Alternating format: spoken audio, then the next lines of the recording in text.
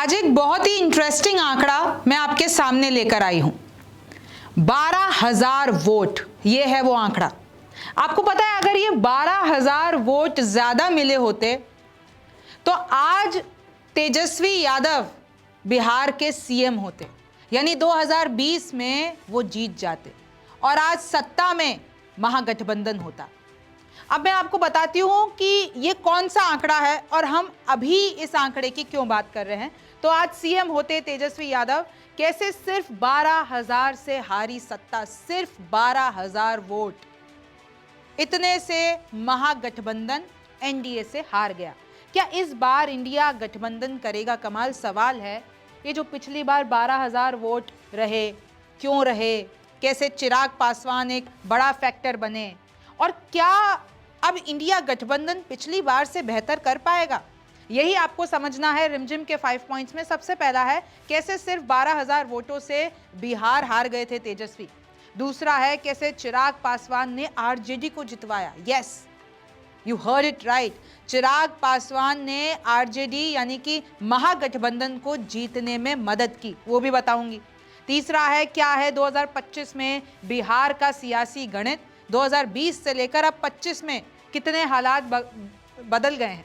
और चौथा है, क्या इस बार इंडिया पिछली बार से बेहतर है, ये भी आपको समझना है। और पांचवा है कि कैसे अजय बना हुआ है एनडीए, कि एनडीए को हराना अब कैसे मुश्किल होता जा रहा है। नमस्ते, मेरा नाम रिमझिम जेठानी है और आप मेरा शो रिमझिम के 5 पॉइंट्स देख रहे हैं। तो सबसे पहले मैं इसी बात का जवाब दे देती हूं कि कैसे बिहार विधानसभा चुनाव 2020 में सिर्फ और सिर्फ 12,000 वोटों से महागठबंधन हार गया था। उसके नतीजे देख लीजिए। 2020 चुनाव के एनडीए ने जीती 125 सीटें, महागठबंधन ने 110 और अदर्स के खाते में आई 8। अब आप कहेंगे कि भाई ये डिफरेंस तो बहुत ज्यादा है, एनडीए की तो 125 है, महागठबंधन 110 है। लेकिन जो बड़ी चीज है, अब आप ये गौर कीजिए, एनडीए का वोट परसेंटेज है 37.26% और महागठबंधन का कितना है 37.23%। यानी कितना अंतर है? सिर्फ 0.03%। नेग्लिजिबल एक तरीके से आप ये परसेंटेज देख लीजिए कि ऑलमोस्ट सेम है, सिर्फ अंतर है 0.03%, यानी तकरीबन 12,000 वोटों का अंतर। अब ये 12,000 वोट कैसे तेजस्वी यादव ने खोए, कैसे ये जो टक्कर हुई एनडीए और महागठबंधन की, इतनी नेक टू नेक फाइट क्यों थी? अब देखिए, कुछ आंकड़े बताते हैं। अगर हर सीट पर महागठबंधन को 53 वोट ज्यादा मिले होते, हर सीट पे बात कर रहे हैं, अगर ये 53 वोट ज्यादा मिले होते तो सत्ता में कौन होता? महागठबंधन। और सीएम कौन होते? तेजस्वी यादव। तो आज बिहार की सत्ता में सीएम होते तेजस्वी। अब देखिए, बिहार में 243 सीटें हैं, इसमें 122 जो है वो बहुमत का आंकड़ा है। पिछली बार का टर्नआउट, 2020 का टर्नआउट जो है 57.29%। अब कुछ 52 सीटें ऐसी थी जिसपे मार्जिन सिर्फ और सिर्फ 5,000 वोटों के अंदर था। तो आप सोचिए कि कितनी नेक टू नेक फाइट थी। अब इसमें जैसा कि विपक्ष आरोप लगा रही है कि एसआईआर आ गया, वोट कम कर दिए, डिलीट कर दिए, कुछ वोटों को हटा दिया। अब एसआईआर का बड़ा मुद्दा बनाया विपक्ष ने। तो आप देख रहे हैं कि इतना कम मार्जिन है। आप तो बात कर रहे हैं, अभी आपको पता ना 68 लाख वोट काटे गए हैं। बिहार का एसआईआर जब हो गया, अब जो नई लिस्ट आई है वोटर लिस्ट, उसमें 68 lakh votes are not there. मतलब उसमें कुछ डुप्लीकेशन था, कुछ मर गए थे, कुछ शिफ्ट हो गए थे, कुछ जाली थे, जैसे कि इलेक्शन कमीशन ने कहा। और ये तो हम बात कर रहे हैं कि 12,000 वोटों से सत्ता हार गई महागठबंधन। 5,000 वोटों के अंदर से 52 सीटों पर खेल हो गया। अब मेन बात है चिराग पासवान की। भी चिराग पासवान ने आरजेडी को कैसे जितवाया? अब देखिए, 2020 की बात है, अभी चिराग पासवान किसके साथ है? एनडीए के साथ है। लेकिन पिछली बार चिराग पासवान अकेले लड़े थे और चिराग पासवान ने क्या किया? सबसे ज्यादा नुकसान जेडीयू और बीजेपी का कराया, यानी एनडीए गठबंधन का कराया। 2020 में एनडीए से अलग लड़े थे चिराग, सिर्फ एक सीट मतिहानी वही जीती बस।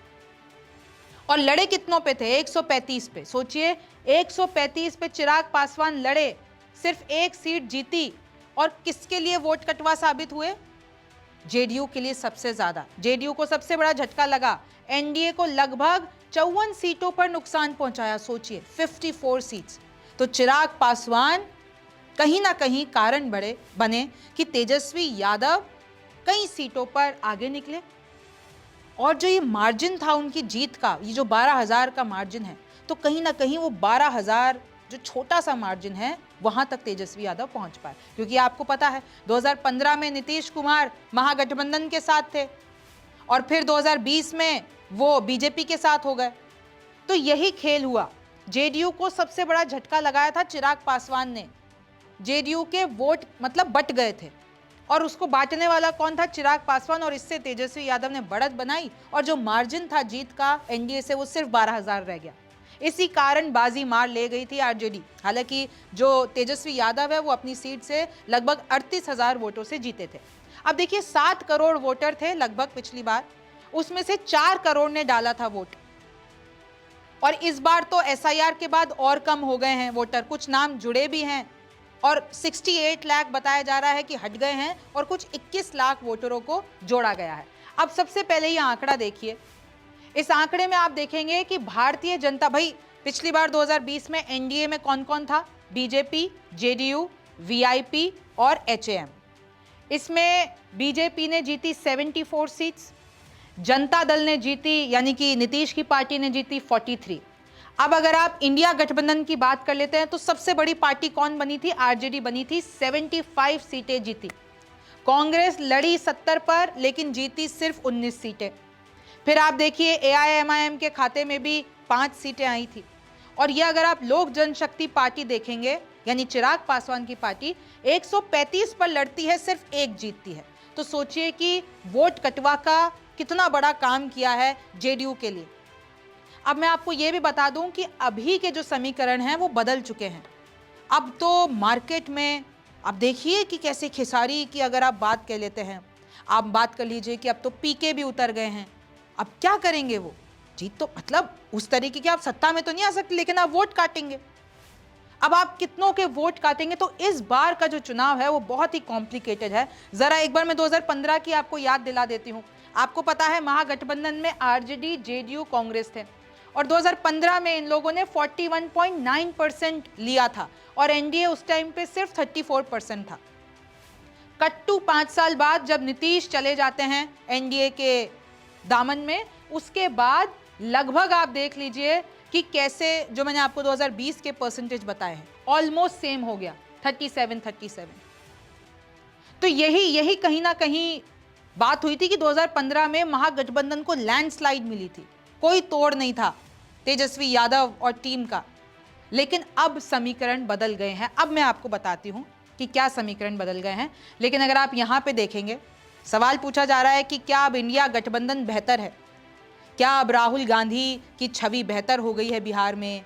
क्या अब तेजस्वी यादव की छवि बेहतर हो गई है? क्या अब और सारे एलिमेंट्स जुड़ने से क्या इंडिया गठबंधन कमाल कर देगा? उसका जवाब ये देखिए, एक रिपोर्ट आई थी बीच में जिसमें ये दिखाया जा रहा था कि 2024 लोकसभा इलेक्शन के बाद उसमें ये पता चलता है कि अगर आप एक तरफ 2024 लोकसभा इलेक्शन को रख दीजिए और अगर आप उसको कंपेयर करते हैं 2020 के बिहार विधानसभा चुनाव से, तो उसमें पता चल रहा है कि एनडीए का डोमिनेंस कम हुआ है और इंडिया गठबंधन का ऑपोजिशन का ज्यादा हुआ है।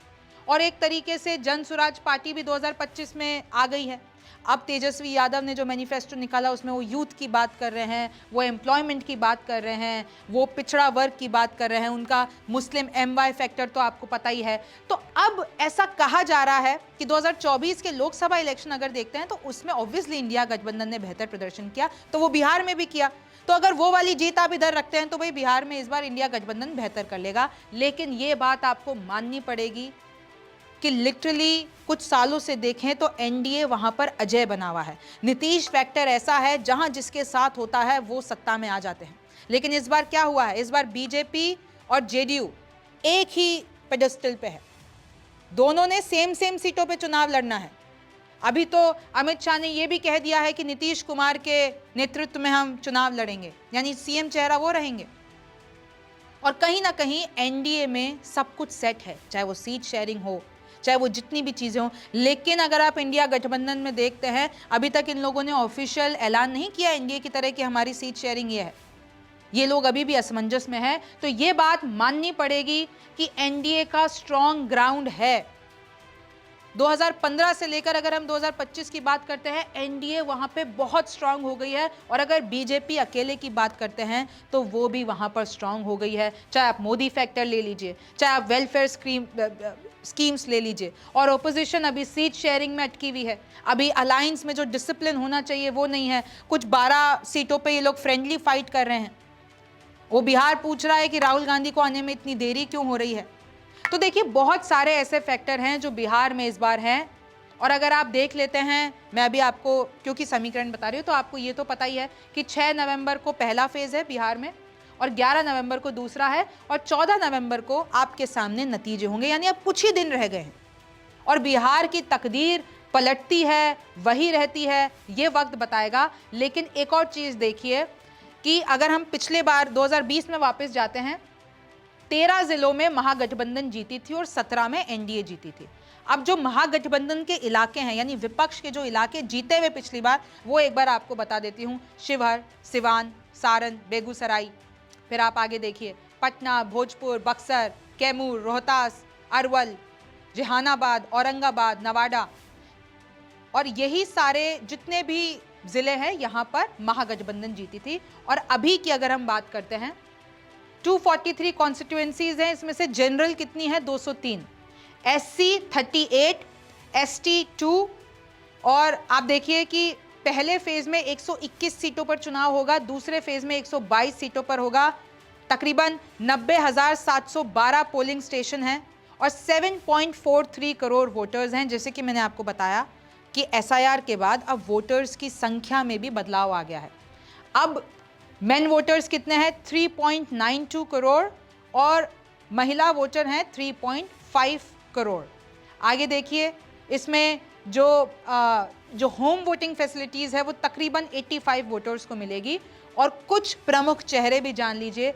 नीतीश कुमार, जो जिस तरफ रहते हैं उनको एक तरीके से पलटू राम भी कहा जाता है, कि उन्होंने 9-10 बार तो पलटी मार रही है, कभी इधर कभी उधर। हालांकि अब वो ये क्लेम करते हैं कि अब मैं कहीं नहीं जाऊंगा। लालू प्रसाद यादव, तेजस्वी यादव, कैसे इन लोगों ने यादव और मुस्लिम बेस को बरकरार रखा। 2015 तक ये लोग बहुत ताकतवर थे, लेकिन उसके बाद इनकी पॉपुलैरिटी घटी।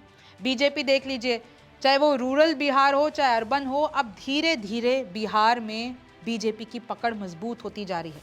कांग्रेस भी अब धीरे धीरे बेहतर करने की कोशिश कर रही है, और जो स्मॉल प्लेयर्स है, चाहे वो एलजेपी ले लीजिए, वीआईपी, वो भी अपना कमाल करने की कोशिश कर रहे हैं। इस बार पीके भी मैदान में उतरे हुए हैं।